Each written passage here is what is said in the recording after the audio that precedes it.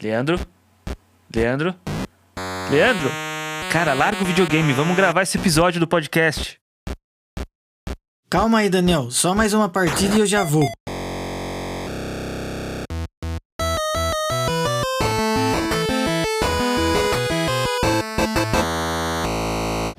Sejam muito bem-vindos a mais um episódio do podcast Beethoven no Boteco. Eu sou Leandro Coelho, sou compositor, arranjador e orquestrador. Sou Daniel Stunges, produtor musical, dono do Electro Studio. No episódio de hoje, vamos falar de um tema super divertido: o som e a história do Atari. Quem nunca jogou ou joga algum tipo de jogo eletrônico no celular, no console ou até mesmo em um videogame portátil?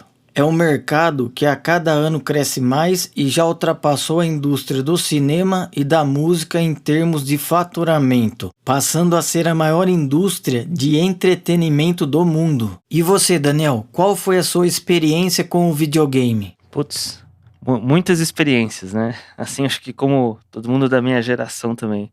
Eu não lembro o primeiro videogame que eu joguei, eu não lembro o nome, que eu era muito novo, mas o primeiro que eu lembro de ganhar do meu pai foi um Super Nintendo, né? Então joguei bastante Mario, Street Fighter, todos os clássicos, Mortal Kombat no Super Nintendo, todas essas coisas. Eu também eu lembro bastante do Nintendo 64, que veio depois, né? Zelda, Ocarina of Time, que eu joguei muito. E aí foi indo, né? PlayStation 1 também, eu lembro que eu ganhei. E aí foi, até que, sei lá, eu nunca fui viciado em videogame, né? Como alguns amigos meus, mas joguei bastante, sim. E você? O meu primeiro videogame foi o Atari, depois eu tive o Mega Drive e depois o Super Nintendo, que tenho até hoje guardado, às vezes eu jogo. E tive também o Xbox 360 e hoje em dia eu jogo PlayStation. Quando eu jogo é o Xbox One mesmo, né? Que eu ainda não peguei a geração nova. Tem jogos que eu tenho vontade de jogar, mas ainda não tive coragem de gastar com isso. E os tópicos de hoje são Ralph Baer, o pai do videogame, a empresa Atari, o jogo Pong, o cemitério Atari, o som do Atari. O primeiro tópico, Ralph Baer, o pai do videogame. Antes de começarmos a falar do Atari, precisamos falar de um homem chamado Ralph Baer, que foi projetista de aparelhos de TV, engenheiro e desenvolvedor de jogos. Em 1966, Ralph teve a ideia de transformar a tela de televisão em um jogo eletrônico. Ele escreveu um memorando descrevendo todo o projeto que havia em mente, com a ideia de vários tipos de jogos, como jogo de corrida, de esportes, automóveis, etc.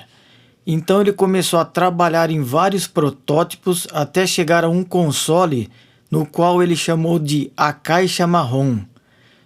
Meio estranho esse nome, né? não. Depois virou Xbox, né? Agora já tinha uma box, era Brown Box, né? Não é um nome muito chamativo, muito animador esse nome, não.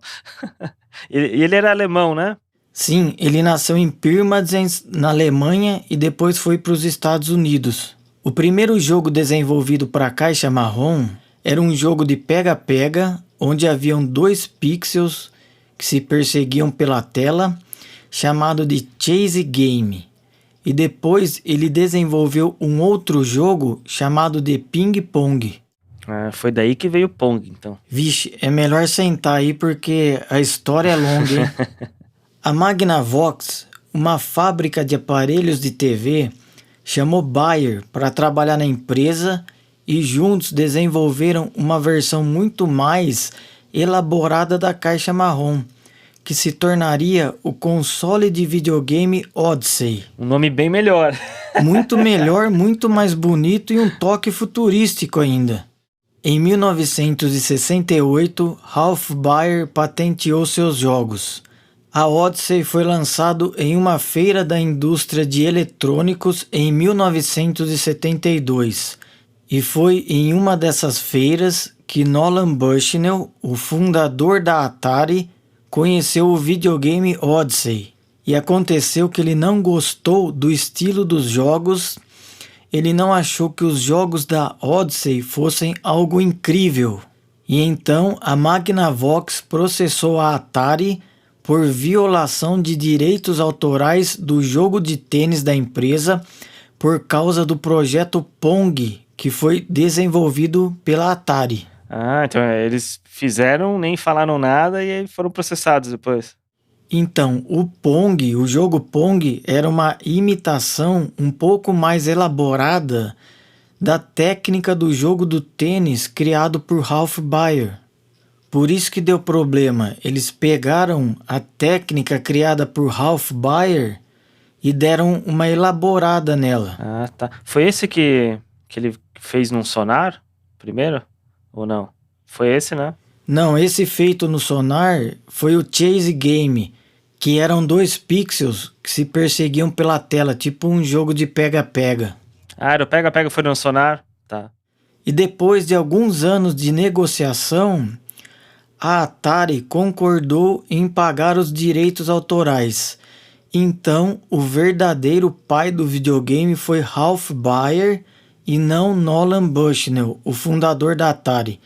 Mas os dois tiveram papéis importantes no mercado de console de videogame. Mais uma coisa que os alemães inventaram, né? Inventaram carro, inventaram videogame. Mas é bem isso que você falou, né? Um criou, outro levou para um outro nível, né? Os videogames. Sim, é bem por aí. Em 2006, ele foi premiado com a Medalha Nacional de Tecnologia pelo presidente George W. Bush. Em abril de 2010, Baer foi introduzido no Hall da Fama dos Inventores Nacionais em uma cerimônia em Washington. Muito legal isso que ele foi reconhecido, né? Ah, foi. No Computer Spielen Museum, em Berlim, Museu de Jogos de Computador, que é o museu do videogame, tem um quadro, uma pintura do Ralph Baer logo na entrada, assim, super bonita. Eu tive a oportunidade de conhecer esse museu em Berlim. É muito divertido e interessante, tem tanta coisa de videogame. E eu joguei até o jogo Pong lá. Que legal. É isso que eu ia perguntar. Você jogou numa dessas máquinas originais, assim, então? Sim, tinha o modelo original da máquina do Pong. Eu tirei foto, fiz filmagem, fiz tudo o que tinha direito. Caramba. E Ralph Baer, depois de aposentado, sofria de leucemia, enquanto escrevia sua autobiografia, contando a verdadeira história do videogame. E quem tiver interesse, o nome do livro que ele escreveu é Videogames in the Beginning, Ralph H. Baer, e a editora é Rolenta Press. O próximo tópico é a empresa Atari. A empresa foi fundada em 1972 na Califórnia, Estados Unidos, por Nolan Bushnell com um capital inicial de $500. Nem é muito, né? É bem pouco. Não sei quanto valeria hoje, né? Mas ainda assim não é muita coisa. Ainda mais sabendo que eles iam faturar milhões e milhões de dólares em pouco tempo. De início, foi alugado um galpão bem barato para montar a empresa. E começaram a procurar operários em agências de empregos e convidavam pessoas que passavam pela rua e até criminosos em liberdade condicional. Olha o nível. O Daniel vai começar a recrutar uma galera que estiver passando na rua para trabalhar no estúdio dele. Só tinha maluco na Atari mesmo. Os engenheiros, os caras que criavam os jogos também, tudo maluco. Por isso deu certo. É que nem músico, é tudo louco, tudo maluco. E agora, uma dúvida que eu sempre tive, e acredito que eu não estou sozinho, muitas pessoas devem ter essa dúvida também. E qual o significado da palavra Atari? Eu também, eu sempre quis. Eu achava até que era uma empresa japonesa. Eu também achava que era uma empresa japonesa. A palavra Atari vem de um termo em japonês usado em um jogo de tabuleiro bem antigo chamado Go.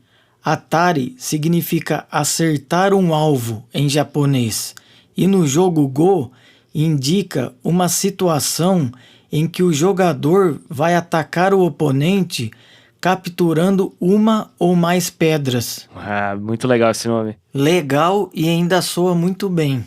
É, isso que eu ia falar também. Ele soa muito bem e o significado é muito bom também. Muito legal. E o primeiro engenheiro da empresa foi Alan Alcorn. Ele foi engenheiro-chefe e designer do jogo Pong sob a direção de Nolan Bushnell. E foi ele quem contratou Steve Jobs em seu primeiro emprego na Atari em 1974. Fiquei sabendo. Mais uma prova de que eles contratavam só maluco. Só doido. E o Alan, né, o engenheiro, foi chamado e disseram que tinha um rapaz hippie no saguão e que ele não iria embora até que a empresa o contratasse. Apesar da aparência de Steve Jobs naquela época, ele foi contratado e como ele era bem novo, ele ganhou o emprego porque era mão de obra barata. Na Atari, cara. Meu, que coisa meio que aleatória, né? Não, totalmente aleatório, assim. Ele fazia o que lá? Ele trabalhava na parte de criação, queria inventar várias coisas.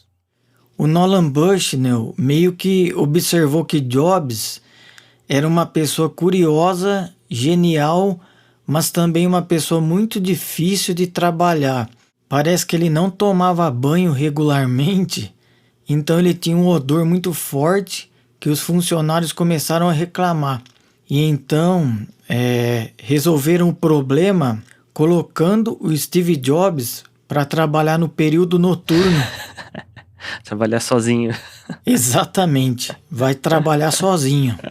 No filme chamado Jobs, tem uma cena logo no início que retrata exatamente essa história na Atari, de reclamarem do odor dele e mudarem ele de turno. O ator David Damon fez o papel do engenheiro Alan Alcorn no filme.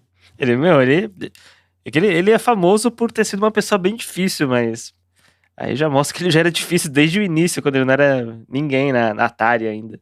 Pois era meio genioso, né? E para desenvolver os melhores jogos do mercado, eles precisavam dos melhores profissionais e melhores engenheiros, então saíram para recrutar. A empresa começou a desenvolver vários jogos e por causa de tantos talentos, eles foram pioneiros na tecnologia de gráfico vetorial. E por causa desse avanço, o jogo chamado Asteroids, de 1979, foi um dos mais vendidos da empresa. Em 1975, eles inovaram com um conceito radical de colocar os jogos em um formato de cartucho, que eram cópias de jogos que tinham nas lojas de fliperamas que você comprava e levava para jogar em casa. Depois que meu pai comprou o videogame, eu parei de pular o muro da escola para jogar fliperama com os meus amigos. Cara, teve uma vez que eu fui pular o muro da escola para jogar fliperama e minha mãe passou bem na hora, cara. Uau! Quais as chances? Imagina a bronca que você levou. Foi tipo assim, volta, vai embora pra casa que depois a gente conversa, mas antes de ir embora eu fui jogar fliperama depois que eu fui embora.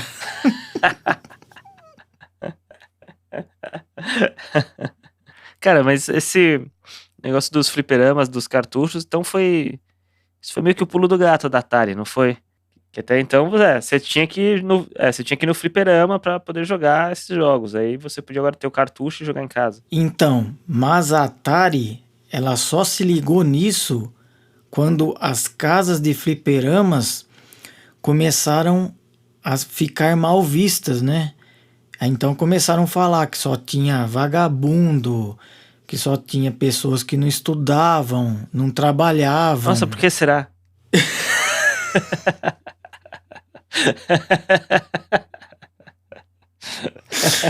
Mas aí que foi o pulo do gato da Atari.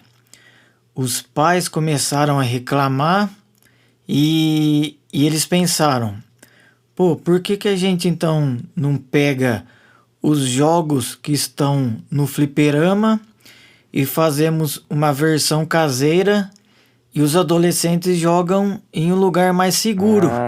Fazer eles perderem tempo em casa. É, tipo, fica em casa que é melhor.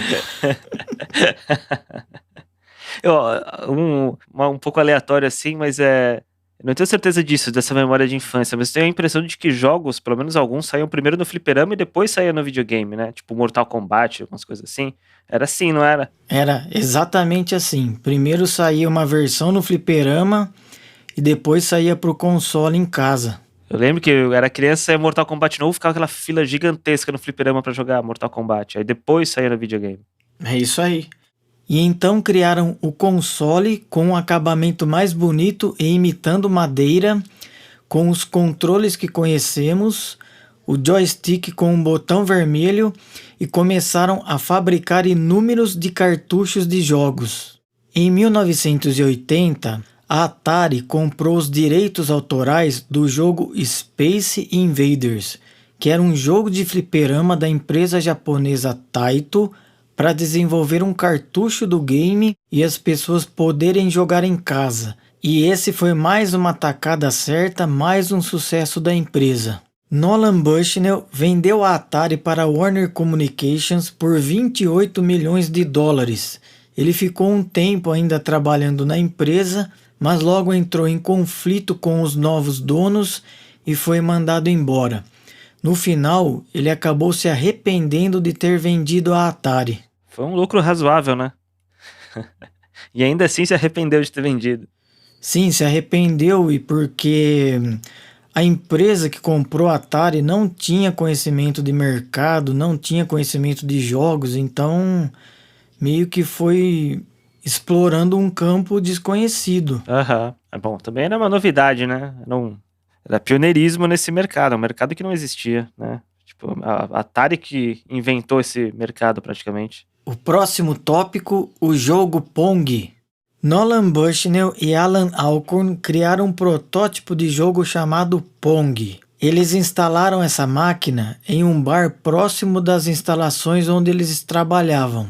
Eles montaram o protótipo numa caixa de madeira e colocaram em cima de um suporte e uma lata colada ao lado, como se fosse uma caixa para moedas. Parecia com o design daquelas máquinas de fliperama. E ficaram de longe observando se as pessoas tinham interesse em jogar o Pong e logo começou a juntar várias pessoas. Uhum. É um jogo que vicia. Nolan Bushnell disse que uma garota chegou para ele e perguntou: "Como vocês conseguem enviar um sinal para a estação de TV quando eu mexo nos botões?" Na verdade, o sinal estava sendo gerado ali mesmo, naquele momento. Uhum. Mas isso estava além do que as pessoas imaginavam naquela época. Né? Era tão novidade que você nem ia pensar que tinha um chip. E o gerente do bar acabou ligando para eles depois de alguns dias, dizendo, que a máquina estava quebrada e na verdade estava entupida de moedas. Aí começou o grande sucesso da Atari. E o que eles fizeram foi fabricar mais dessas máquinas parecidas com o fliperama. Depois de um tempo, eles acharam que o Pong poderia fazer sucesso nas residências e montaram um chip com o jogo e foi lançado uma versão doméstica distribuído por uma empresa chamada Sears, que tinha uma seção de equipamentos esportivos. E eles investiram tanto no marketing do jogo que acabaram vendendo tudo, venderam todos os jogos. O Pong foi um sucesso nas residências como eles haviam imaginado. E para finalizarmos esse tópico, Nolan disse uma frase muito legal. Abre aspas. Se você acredita mesmo na sua ideia, vá em frente, tente torná-la verdadeira. Fecha aspas. Você tem que acreditar na ideia e tentar, né? Porque muita gente desiste no primeiro não, no primeiro azar que dá. Às vezes demora. Tem que insistir mesmo na ideia. Indo aqui agora para o próximo tópico, o cemitério Atari. Durante muitos anos, algumas décadas, né? Existiu a lenda de que se foi enterrado os cartuchos do jogo ET da Atari, que ganhou a fama de pior jogo de todos os tempos. Já jogou ET? Eu nunca joguei esse jogo aí, mas eu sei que jogo que é. E uma observação, o nome desse tópico que o Daniel que escolheu me lembra muito aquele filme Cemitério Maldito. Sim. Mas esse não é um cemitério tão maldito, né? É quase um tesouro enterrado para quem curte Atari. Mas então, isso na verdade era meio que uma lenda. Pensava-se que fosse uma lenda urbana, tinha quem acreditasse, né? Que tinha acontecido isso, né? Qual era a história que se contava? Que foi criado o jogo ET, que foi um fracasso, né? Foi um jogo feito em 5 semanas só para poder sair na época do Natal, né? Então dá tempo de vender bastante o jogo. Que ele é um jogo criado por, o nome do criador é Howard Scott Warshaw, era um dos desenvolvedores de jogos da Atari, um dos melhores, né? Ele até falou que ele é o único desenvolvedor da Atari que todos os jogos venderam mais de 1 milhão de cópias. Com certeza ele era um bom engenheiro, porque olha o tempo que eles fizeram o jogo ET.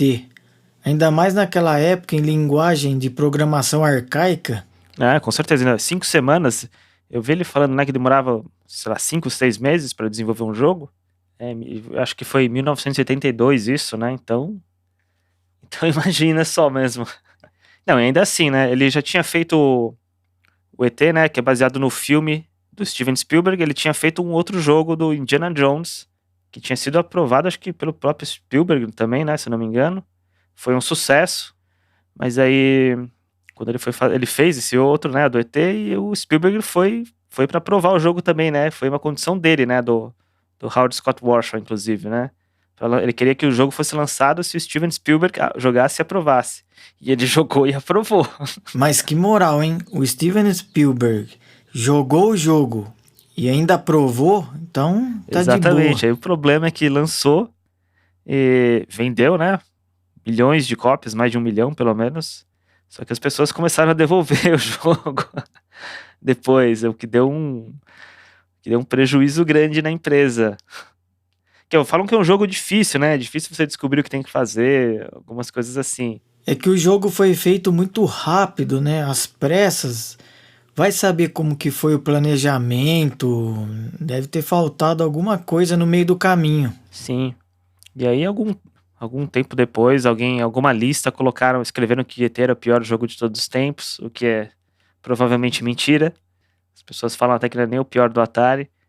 E aí começou a pegar essa lenda, né? Pouco tempo depois desse fiasco, a empresa acabou, basicamente, né?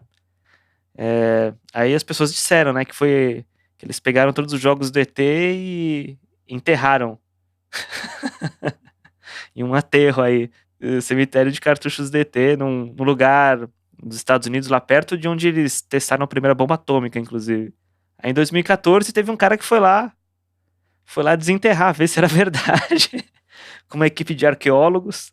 Eles começaram a cavar, eles foram cavando até chegar na parte que eles sabiam, que era 1983, porque eles encontraram, acho que revista, jornal, e tinha data, então eles sabiam que lá era camada. Ficaram lá cavando, até que começaram a aparecer os cartuchos, então era verdade, foram enterrados. Mas bom, era verdade mais ou menos, porque não tinha só cartuchos do ET. Tinha de vários outros jogos. O ET era, sei lá, 10, 20% do que eles encontraram lá. Basicamente, o que aconteceu foi que a Atari quebrou, e aí pegaram tudo que sobrou da empresa e se livraram jogando ali, né? Não foi o jogo que quebrou a empresa, foram vários outros erros do pessoal que estava levando a empresa, inclusive eles fizeram, acho que, sei lá, 10 milhões de cópias a mais do Atari, o console, né? 2600 o nome, não era? Para vender, e o mercado já estava saturado, então aí eles começaram a perder uma grana, não foi culpa do jogo. Então foram vários fatores que levaram a essa grande queda da empresa. E aí foi o Howard Scott Warshaw que levou a culpa, sendo que não foi culpa dele. Pois é, o dedo está sempre apontando para alguém, né? Alguém tem que levar a culpa. Tem sempre alguém que leva a culpa. Pô, ainda era justo um cara que criou tantos jogos, foram hits, né, do Atari. Que sacanagem. Não foi culpa do Steven Spielberg que aprovou o projeto. Foi culpa do programador lá, do desenvolvedor. Foi. Não, assim, acho engraçado que, tipo, A gente vê a história dele, né? Depois ele não trabalhou mais com videogame, ele foi fazer outras coisas. Tava trabalhando, acho que de psicólogo agora e tal. Tava até pensando nisso. Acho que, como era uma indústria muito nova, não tinha, acho que, com quem ele ia trabalhar depois, né? Se fosse hoje em dia, o cara ia pra alguma outra grande empresa e ia continuar fazendo jogo bom e ganhando dinheiro, né? Ele acabou dando azar nisso. Eu acho que essa história vale muito a pena ser contada, como nós estamos passando aqui adiante para os ouvintes, para as pessoas entenderem e ver o que realmente aconteceu, né? Que foi uma sucessão de erros na empresa e não culpa de um desenvolvedor ou culpa de um jogo. Sucessão de erros da empresa, não do desenvolvedor dos jogos. Que, aliás, esses caras eram todos uns malucos, né? Era tipo, parecia músico. Era todo mundo fumando, todo mundo bebendo, fazendo festa. Parecia músico, foi bom, hein?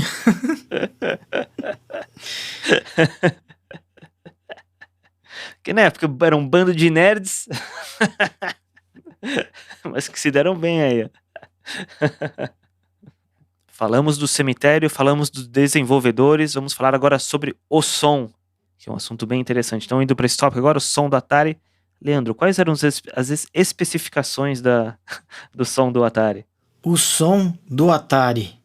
Primeiramente, precisamos entender que a música, qualquer música, é composta por camadas por vozes. A bateria são várias vozes, porque ela é composta de várias peças. O instrumento baixo é uma voz, a guitarra é outra voz, e cada instrumento adicionado é uma voz na música. E se pensarmos na macroestrutura, a música toda é composta por vozes ou camadas. Os consoles de antigamente, eles tinham limitações. Sendo assim, as músicas não poderiam ter muitas camadas, ou quer dizer, muitas linhas de instrumentos. Por exemplo, o primeiro console da Nintendo, o Nintendinho, tinha 5 vozes, diferente do Commodore 64, que tinha somente 3 vozes. Cada voz dessa seria um instrumento monofônico, né? Uma nota por vez. Você não pode tocar 2, 3 notas de uma vez só e formar um acorde. Então de novo o caso da Wendy Carlos gravando Bach com Mugs. Tem que tocar uma melodia por vez, né? É isso aí, perfeito. Com o advento da tecnologia, os chips e as máquinas foram ganhando upgrades no som. E mais camadas, mais vozes poderiam ser adicionadas, como por exemplo o chip de som da Yamaha YM3812, que era compatível com 9 vozes independentes e que foi a base da música no computador IBM PC. O Atari tinha um hardware muito limitado, consequentemente, o som também. Sendo composto de sons muito básicos, não havia espaço suficiente. Eles conseguiam trabalhar somente com 3 ondas sonoras através de 3 frequências. A limitação faz você ser mais criativo, você é obrigado a ser mais criativo. Isso que é legal. Com certeza, o compositor Jerry Goldsmith já falou sobre isso. Quanto mais você é limitado, mais a sua criatividade floresce. Por exemplo, no jogo Pong, quando a bola bate na raquete, que é o bloquinho controlado pelo jogador, o som é de uma frequência aguda. Quando a bola bate nas extremidades, no muro, é outra frequência. O som é mais grave que a anterior da raquete. E quando o jogador faz ponto, é emitido um outro som, uma outra frequência diferente das anteriores. Resumindo, no jogo Pong nós temos 3 tipos de sons diferentes. Muitas vezes os programadores utilizavam os canais de som para som design, ao invés de música, por causa da limitação técnica. As especificações do Atari VCS eram 2 canais, 5 bits de registro de frequências, 4 bits pulse wave, que é onda retangular, e 4 bits de volume. As limitações faziam que quando um som fosse ativado, um outro som, um outro canal era completamente mutado. O volume era baixado. Por exemplo, no jogo Space Invaders, quando a nave-mãe entra em cena, no topo da tela, o som do laser, quando você ataca, o volume é mutado. Por quê? Para dar espaço para o som da nave-mãe. E o primeiro jogo a ter música contínua durante a fase, que é aquela música de fundo, foi o Rally X, desenvolvido pela empresa Namco em 1980. E o jogo Pac-Man, o famoso Come Come, desenvolvido pela Namco também, começou a ter pequenos e simples trechos sonoros durante algumas ações, como por exemplo, quando o Pac-Man come a moeda, toca um som característico. Quando ele devora um fantasma, um trecho de um outro som diferente é tocado. E quando ele morre, outro som diferente é tocado. Então, a partir daí, começou a evolução do som no videogame. Isso ficou tão comum em jogo de videogame depois. Sim, no entanto, que hoje em dia eles gravam orquestra. Tem jogos AAA aí que a trilha sonora é toda gravada por uma orquestra. É praticamente trilha sonora de filme agora. Não, você já jogou Red Dead Redemption 2? Aquilo é um filme. Mas eu acho muito legal esses sons e músicas desses primeiros jogos, cara. Eu tava vendo algum vídeo que você passou, né? Sobre o assunto. Aí tinha uma hora que eles isolavam as vozes. Tipo, às vezes você vê, nossa, que animal baixo que eles criaram, fazendo, sei lá, com onda dente de serra, onda quadrada, não lembro o que era, mas muito, muito louco. Eu gosto muito de som lo-fi, som estragado. Eu tenho vontade de fazer umas coisas assim, né? As minhas últimas músicas, até indo pro lo-fi, aí eu ouvi esses timbres e falei, dá vontade de fazer uma música usando isso. Pô, com certeza, eu também gosto desse tipo de timbre. E esse tipo de som retrô meio que voltou em alguns estilos como Vaporwave ou até mesmo no lo-fi, como você mesmo comentou, né? Então, tá meio que na moda e é legal pra caramba. E por hoje é só ou tem mais? Pô, Leandro, até no boteco jogando videogame,